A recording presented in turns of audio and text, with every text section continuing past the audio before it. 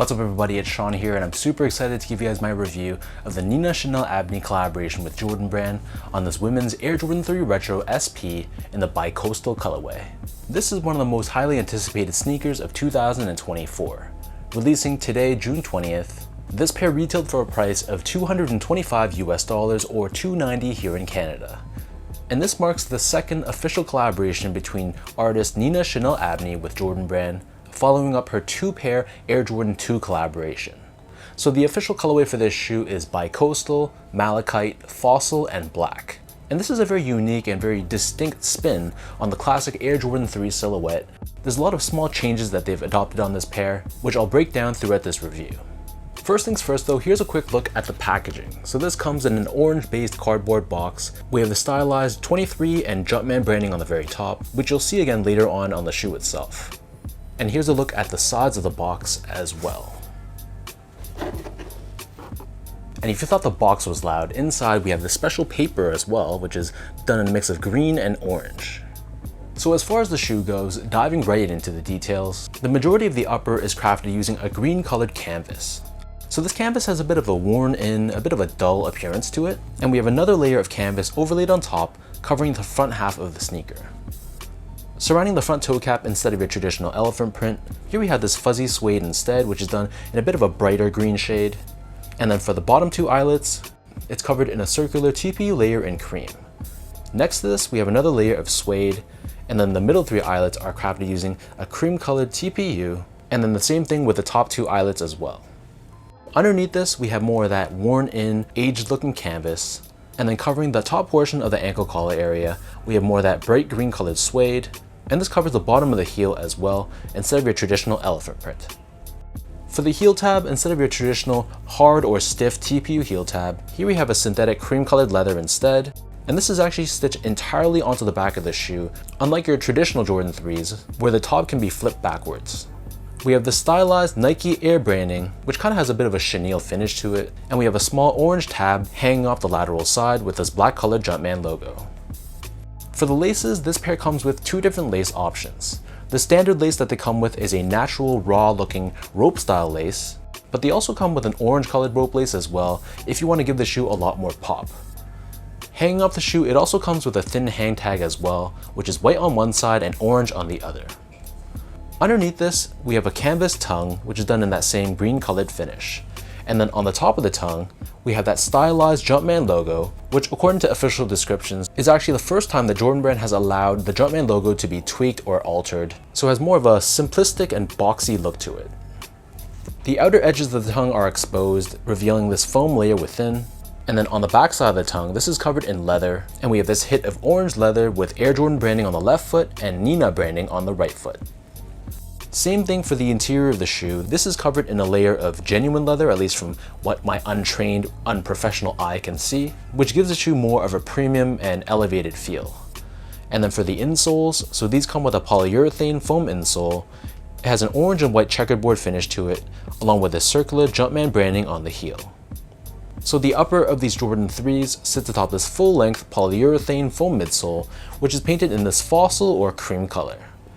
We have encapsulated air underneath the forefoot, which is not visible, but we have a visible air unit underneath the heel, which can be seen through this cutaway on the midsole itself. And then for the outsole, this is done primarily in that same fossil or cream colored finish. However, we have a neon green hit on the forefoot, along with orange rubber on the heel, and it's finished off with Nike branding on the heel. So that breaks down the look and the construction of this pair. And for those wondering about how these fit, so keep in mind, this is released as a women's shoe. However, they do indicate both your men's and women's size equivalent on the box label. So generally speaking, this shoe does fit true to size. So I usually go true to size in most recent Air Jordan 3s. So in my case, my foot measures as a true size 10, slightly on the wider side. I got these in a size 10 men's, which is a women's 11.5. They fit me fine. I don't find them to be too loose. They're not too snug at all. It left me with just over an index finger's width space between the top of the shoe and the top of my toe. So I'd say for most people, go with your normal Air Jordan 3 size. If you're normally a men's size 9 in Air Jordan 3s, I'd get the women's size 10.5. And if you're normally a size 11 men's, get the women's 12.5. But for those worried that these are going to be too roomy, kind of like the Abney Air Jordan 3s, I didn't feel that these were as roomy. Maybe if you're in between sizes and you like more of a snug one-to-one fit, then you could go down to the smaller size, but I feel like for the majority of people out there, going true to size should be a safe bet. Next up in terms of the comfort, so these feel pretty much like any other Air Jordan 3. For an everyday casual use sneaker, it's going to be fine. I find Jordan 3s to be actually pretty comfortable, but it's not going to be for everyone's foot. Some people I can understand why feels like the Air Jordan 3s are like bricks on foot, but I can also see why they're going to be fine just as a casual sneaker. They're not exceptionally soft, but again, for a casual use sneaker, it's going to do the job.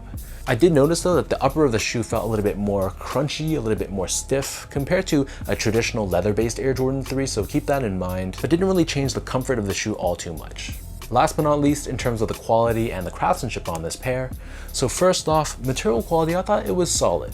It wasn't the best materials I've seen, and that's largely because they utilize canvas, but the suedes that they used on the shoe felt decent. It's not exceptional quality, but I'd say that it's definitely a step up compared to a lot of general releases on the market today. And from a build and craftsmanship standpoint, I thought this was a little bit lacking. Again, maybe I just got unlucky with my particular pair, but there were a lot of little things that I was nitpicking. For example, there was a lot of glue along the midsole area where it connects to the suede on the upper. And I noticed that the panels, particularly on my left foot, it seemed a little bit crooked compared to my right foot where everything was straight on. So little things like that kind of added up. There wasn't one particular flaw that really stood out, but just a lot of smaller things that I noticed when I closely examined this pair. So again, I don't know if I just got unlucky, so let me know in the comment section down below, how is the quality control on your pairs?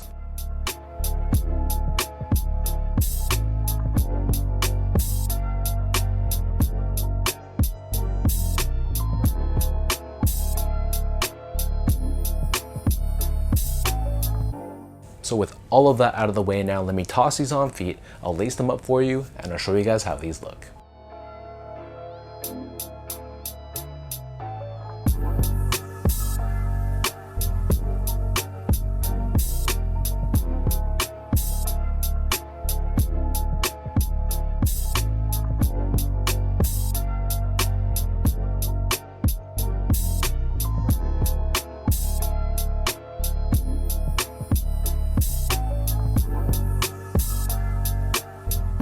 This is such a bold, such a unique design of the Air Jordan 3. I can see why a lot of people either love it, and at the same time, I can understand why people hate it as well. For me though, I'm on the camp that thinks this is a fire design. It's such a unique and artistic take on the Jordan 3, even from things like the material choices where at first glance it just looks like a tonal green and cream colored sneaker, but you can really appreciate the differences and the uniqueness of the materials when you see it up close. And other things, for example, like the unique spin on the Jumpman logo, and my favorite part, the heel tab. I think it comes together so well and it really feels like a true work of art, which I'm sure Nina Chanel Abney was going for. So if you're asking me, is this shoe purely hype? I honestly don't think so. You can tell a lot of thought and intention went into the design. It wasn't like they just slapped on a unique colorway, threw on like a reverse swoosh or something, and called it a day. So let me know in the comment section down below, what do you guys think about this pair? For anyone watching, were you lucky enough to grab these for retail? Did you strike out and pick these up on the secondary market, or were you just not feeling this design and it was a pass for you? As usual though, if you guys enjoyed this review, be sure to like, comment, and subscribe to my channel if you haven't yet. You can follow me on Instagram at esco8, check me out on X at sean.go spelled out, and visit my website at seango.ca. So thank you everyone for watching. Hopefully you guys enjoy this review, and I'll catch all of you in my next video.